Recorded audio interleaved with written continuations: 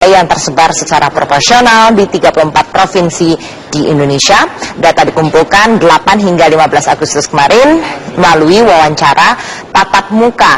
Nah, sebenarnya apa saja yang dibahas? Kita sebenarnya juga pernah bahas ini. Jadi mereka ada berbagai bidang sebenarnya yang dirasa puas oleh responden begitu. Dan juga kita tapi belum bahas waktu itu sempat menyeluruh karena seperti apa karakter dari pemimpin itu pun juga dinilai dalam survei ini. Sudah bersama kami Direktur Eksekutif dari CSIS, Mas Philips J. Vermonte. Terima kasih Mas Philips sudah bergabung bersama kami. Mas Philips, sebenarnya kalau kita lihat hampir 66% lebih puas begitu. Ini bisa dikatakan tingkat popularity vote yang cukup tinggi atau tidak dalam sejarah yang pernah dilakukan survei oleh CSIS? Menurut saya ini agak tinggi ya. Karena di tengah situasi ekonomi yang sulit dan kemudian waktu itu ada sebelum survei itu dilakukan ada berbagai gejolak politik dan lain-lain yang kita anggap Pak Jokowi apakah akan bisa melalui proses yang sulit itu gitu. Dan ternyata sepertinya publik menilai Pak Jokowi bisa melewati dan kemudian akhirnya kita dapat angka 66% itu. Itu kira-kira seperti semacam approval rating ya. Bahwa masyarakat itu percaya dan menilai kinerja Pak Jokowi JK baik. Walaupun sebetulnya secara praktikal ada banyak masalah juga di Indonesia gitu. Dan saya kira ini baik. Kalau dilihat mereka ada beberapa, kita sempat bahas waktu itu ada beberapa bidang termasuk soal kesejahteraan di mana ini mereka puas terkait dengan program misalnya BPJS Kesehatan, kemudian ketenaga kerjaan begitu ya. Ini memang ketika ditemukan memang orang-orang ini mengaku mendapatkan manfaat dari program-program ini. Iya, saya kira ini yang menyebabkan salah satu alasan kenapa tingkat kepuasan publik tinggi. Karena ini program-program yang langsung dinikmati oleh masyarakat. Dan kalau kita lihat sebetulnya mungkin tidak ditampilkan kepuasan publik itu kalau kita bagi beberapa bidang, ada maritim, ekonomi, penegakan hukum, itu sebetulnya semua naik. Tetapi untuk bidang ekonomi relatif dibandingkan dengan bidang lain dia lebih rendah tingkat kepuasannya. Sementara tapi tetap overall masyarakat itu puas dengan kebijakan kinerja ekonomi Pak Jokowi JK gitu. Walaupun kalau kita lihat data-data ekonomi makro Indonesia sebetulnya situasi kita waktu survei itu dilakukan kurang baik ya, ada kesenjangan, ada macam-macam lah, tingkat pertumbuhan ekonomi yang belum tinggi dan lain-lain.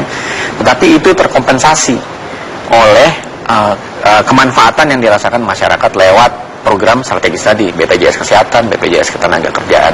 Dulu mungkin masyarakat yang nggak punya akses ke rumah sakit, kalau dia sakit rumah sakit mahal, obat mahal. Sekarang dengan BPJS itu hampir nol biayanya gitu. Orang-orang bisa ke rumah sakit. Tentu ini membuat masyarakat itu sangat mengapresiasi.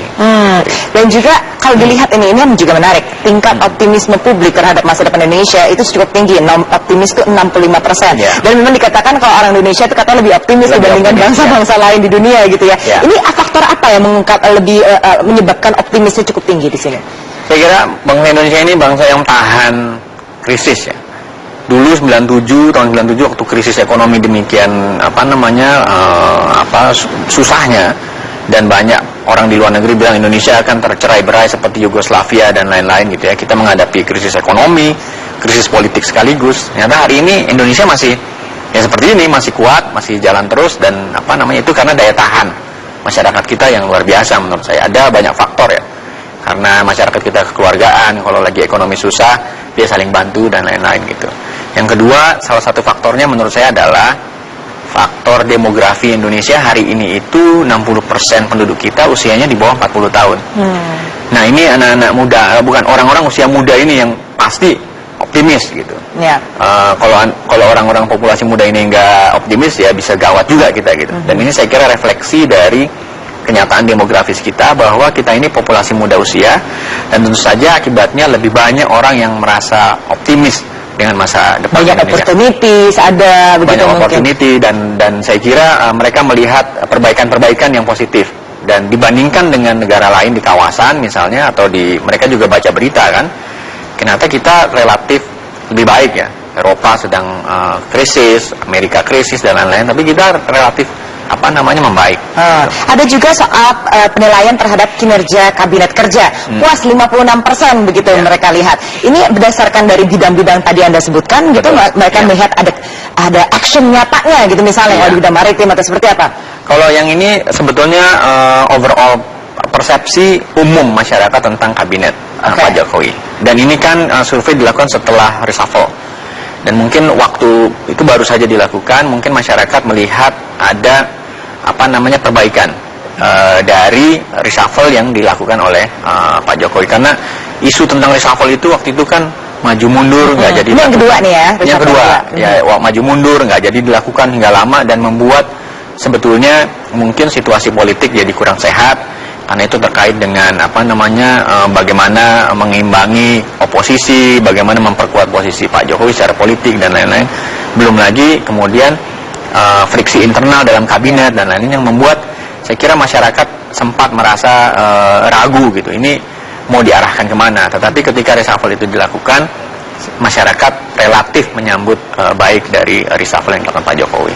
Satu lagi yang menarik, figur pemimpin yang dianggap penting bagi Indonesia, tegas tapi harus tetap dalam sistem demokratis, 65,4%. Jadi nggak berarti kuat tapi kurang demokratis, mungkin nggak kayak Duterte gitu kan di sini ya. Jadi masih dinikmati gitu gaya kepemimpinan yang ada saat ini gitu Mas. Saya kira gini, yang tadi kalau hubungkan dengan demografi kita, ini 60% ini tahun 98 itu usianya masih duduk di bangku sekolah dasar, SMP, sebagian besar ya, SMA. Jadi mereka tidak mengalami periode otoritarian. Jadi sebagian besar populasi Indonesia hari ini itu tumbuh bersama demokrasi. Jadi yang mereka pahami adalah kepemimpinan yang demokratis. Karena itu kami tidak heran ketika menemukan hasil ini bahwa masyarakat ingin pemimpin kita itu tegas, leadershipnya ada, tetapi tetap dalam kerangka demokratis. Kalau dibandingkan dengan dua alternatif lain bahwa tidak masalah mau demokrasi mau enggak, itu kan cuma sedikit persentasenya gitu. Jadi masyarakat kita sepertinya sudah menerima secara umum bahwa demokrasi ini sistem yang kita sepakati. Jadi pemimpin harus dalam koridor demokrasi itu. Itu sudah idealnya sistem demokrasi gitu untuk Indonesia. Direktur Eksekutif CSIS Mas Philip J. Vermonte, terima kasih sudah bergabung bersama kami di Trending Topic. Kita akan membicarakan langkah-langkah konkret di daerah dalam rangka pemberantasan pungutan liar. Tidak hanya urusan KTP, tidak hanya urusan sertifikat, tidak hanya urusan izin-izin, tidak hanya urusan yang ada di jalan raya, tidak hanya urusan yang berkaitan dengan di pelabuhan, di kantor, di instansi, yang bahkan di rumah sakit, apapun yang berkaitan dengan pungutan yang tidak resmi, harus kita bersama-sama untuk mulai kurangi dan mulai hilangkan. Ya, Zakia. Dilantik 20 Oktober 2014. Pasangan ini diusung Koalisi Indonesia Hebat yang terdiri atas PDIP, PKB, Nasdem, Hanura, dan PKPI dengan perolehan 207 atau 36,9% kursi di DPR RI.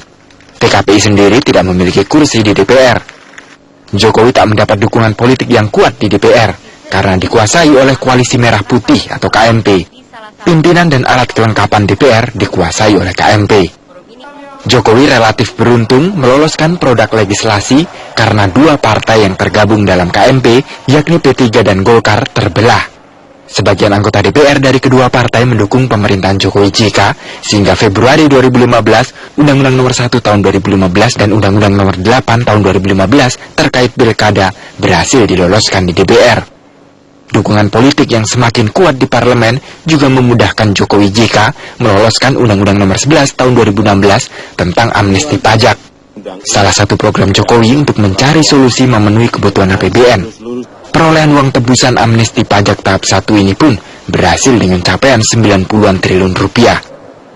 Ada dua faktor utama. Pertama, bahwa Presiden Jokowi memang di dalam pendekatan politiknya memang cukup canggih, ya. Bukan saja terhadap partai-partai yang berada di dalam koalisi awal, tapi juga terhadap partai-partai yang lain, ya, baik itu terhadap Golkar, Partai Amanat Nasional, P3, dan kemudian termasuk juga terhadap PKS, ya. 2 tahun terakhir Presiden Jokowi juga memperlihatkan kemampuannya mengurangi intervensi elit partai pendukung dalam menentukan kabinet. Pada bidang politik, Jokowi telah 2 kali mengganti Menko Polhukam, dari Tejo Edi Purjianto, Luhut Binsar Panjaitan, dan hingga sekarang Wiranto. Jokowi juga mengurangi kekuatan elit partai dengan mengganti Sudirman Said dari Kementerian SDM. Dalam kasus ini, teguran Jokowi atas ulah Ketua DPR Setia Novanto ampuh. Setia Novanto akhirnya lengser dari kursi Ketua DPR melalui sidang Mahkamah Kehormatan DPR. Tidak boleh yang namanya lembaga negara itu dipermain-mainkan. Lembaga negara itu bisa presidenan, bisa lembaga-lembaga negara yang lain. Saya nggak apa-apa katakan presiden gila, presiden syarat, presiden kopah, nggak apa-apa. Tapi kalau sudah menyangkut wibawa, mencatut, meminta saham 11%, itu yang saya nggak mau. Selain Jokowi disenangi publik, kekuatan politik yang telah diraihnya memudahkannya mengatasi dinamika politik kasus Archandra Tahar. 2 tahun terakhir, Jokowi telah mampu meredam gejolak politik dengan merangkul parpol hingga mayoritas di DPR.